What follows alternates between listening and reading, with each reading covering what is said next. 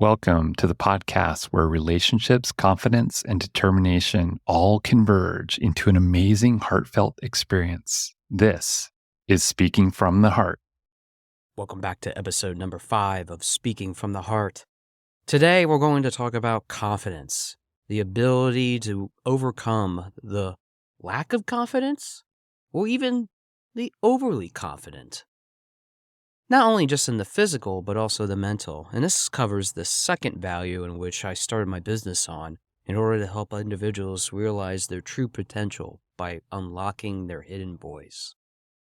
Confidence can be a little bit of a cliffhanger, and you really have two options. You can be overly confident, which other people will say you are too cocky. Then there is also the other side of it, in which you might be viewed as underconfident or having a lack of confidence. And it can be very troubling to hear that sort of statement, especially if you are trying to become a person that wants to be able to overcome the physical and mental challenges that might lay before you. I have to say that in this type of situation that I'm in, that I always am trying to build the best version of myself as I work with others, I often hear confidence is holding us back from a multitude of different types of things that we want to accomplish, whether those are the things that we are setting ourselves out to become or what we are trying to be down the road. I'm talking the long term, whether that's 1 year, 5 years, 10 years down the road. And a lot of people get hung up, even in just the first few months, because they're uncertain about their ability to project that level of confidence that is needed within themselves. If we're all going to have a conversation about confidence, we have to talk about what are some of the underlying factors that might be bothering someone as part of this. Every time that I hear the word confidence, I think about the possibilities of what that might mean. So it always has a future tense to it. For many of you, you might have a different definition of what that confidence is, and it might be something that's happening right at that moment. But you're still thinking about it, no matter what it is, which is activating the brain and how it processes that type of information. Whether it is about the confidence that you're trying to show or what you're trying to share with someone else. And that's always a difficult thing, especially with the types of individuals that you might be working with. It might even be some of the type of challenges or responses that you're going to receive, whether that is somebody from your family or it's your boss that's asking for different types of demands. The most important thing to do, however, to ensure that those sort of things are covered in the most atypical way, is to break it down. What are the things that are actually causing you to feel that way in the first place? For me, confidence has always been a struggle. As a child, I knew that many people did not appreciate what I looked like. I was a chubby kid. Having to go through the vast difficulties of being picked on, teased, ridiculed for the lunch options that I chose, I decided to do the one thing that would forever change my life. Not eat. Now, I don't know if I would be claiming myself to be anorexic, which I'm not saying that at all. And I definitely appreciate those listening to this show that are going through such a struggle. But I realized that if I could remove the factor that was causing all that teasing in the first place, I would be able to feel a lot better about myself. In other words, I wouldn't have that become a factor for consideration for some of the bullies, some of the intimidators, even my own personal viewpoint about myself, which at that point in my life, I felt very despondent, very alone. A lot of people do have to go through those sort of challenges. And I definitely encourage those that have been lifelong sufferers to seek out the professional help that's needed. In my business, with dealing with these sort of situations that might be the precursor to having confidence, it's all about breaking down what are the elements that cause that issue in the first place. It's not easy, and each person's story is unique in their own way. Many of the people that I have worked with have different types of different aspects that cause them to rationalize in different ways. And that's really important to consider, that each time that we think about this sort of thought process, whether it is something that we're lacking confidence of or overconfidence in, we always have to understand why it is what it is. Why is it creating some of those issues that we are having in the first place? If we can get to the heart of it, everything will change for the better. Confidence is not something that you easily find in anybody, and sometimes that means establishing a level of trust in which you're able to communicate and share different types of information. As a podcast host, I have to say that it is very difficult for me to even articulate the very important matters that I want to share with you, because that means putting trust in an audience that I have never seen before. Often that is concluded to be what's called imposter syndrome. Having that ridicule factor in the back of your brain telling you every time, you're not good enough, you're not going to be able to do this, you're never going to succeed, your voice sounds terrible, you don't have great ideas. These thoughts are ridiculous. Those are the things that are in our lives that are always judging. There doesn't have to be anybody physically in front of us to have that sort of manifestation happening all the time. And that's why confidence is often the most difficult of topics to discuss with someone. Because that voice changes all the time. All kinds of different situations have different inputs. They all have different outputs in which they create different factors. As somebody that has struggled with being able to project that level of confidence, I'm always taking the guessing game out of it. I'm trying to take it, analyze it, and put it back into reality as to if that is really what's happening. And that is what is so difficult for many people to address. And I can understand and rationalize with you completely. And it takes time.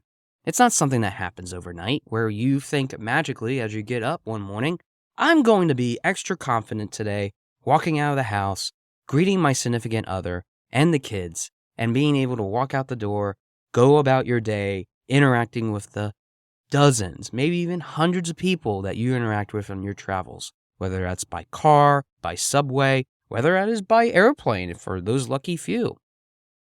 I know that for many of us, even in the times that we have now passed the COVID-19 pandemic, many of us are suffering at home with that lack of confidence, not being able to extend our voice to somebody else, to be able to share what was really important on our minds, because that level of communication wasn't as much connectivity as it was with having an already established relationship where someone might be struggling, someone might be having a hard time. Somebody might not even know that you're suffering. Every day, we always have a choice as to what level of confidence that we want to project.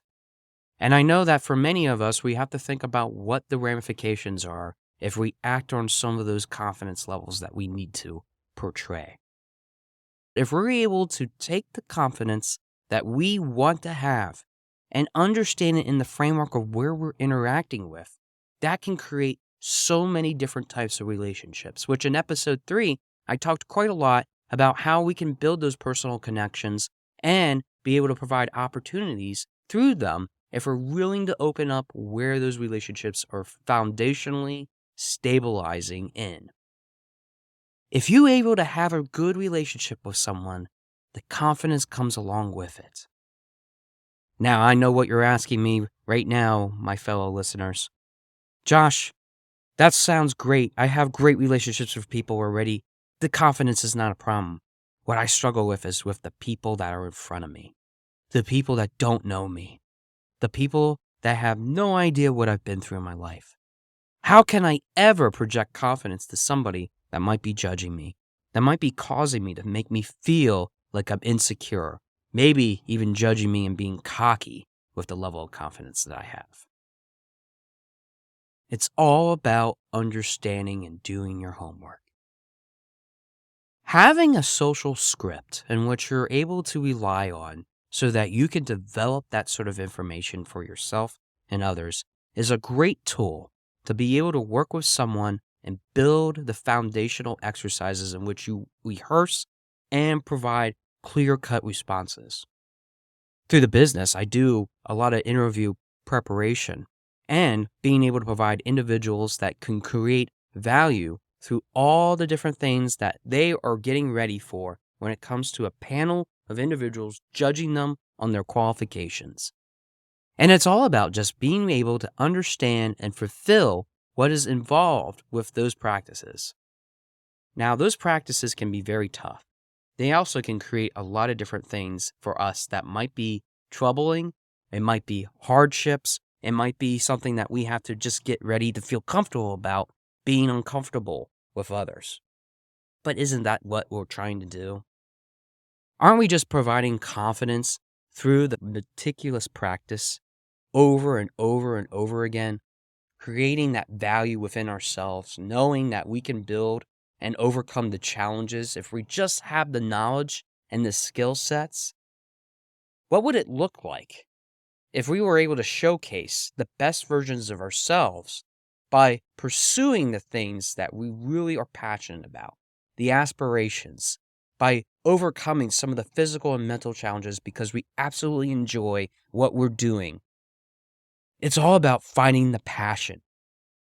Passion doesn't always equate to confidence, but it is a great stepping stone for anybody that is struggling and might have had some chronic frustrations as it relates to having confidence, to start from a solid ground and build themselves up to an ability where they are feeling loved, they are feeling accepted, and they are feeling what that connection is with others that they've been so desperately looking for. It's not easy to start in that process, and it means thinking about the things that might be struggling with you in the first place.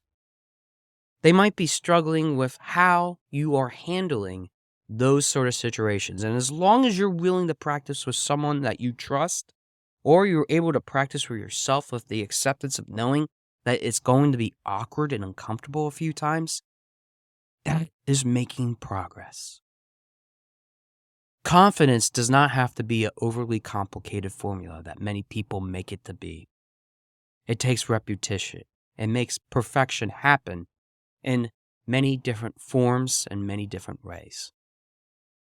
I know that for many of you out there that might be listening to this, you might be thinking about where some of those areas are in your life. Inward reflection is one of the first things that you should be doing in order to create that value. But take it a step further. Work with someone that's able to look at you objectively and say, these are the things that I think you can do to help you take it to the next level with your level of confidence. If you're able to do that, you're able to create a few things for yourself. Not only does it help you with your personal relationships by combining some of the things that might have been struggles with many different combinations of people that you have loved over the years, whether that is your mother, your father, your significant other, maybe even siblings. But it helps you in the professional realm because now you have a basis in which you can create that value for others.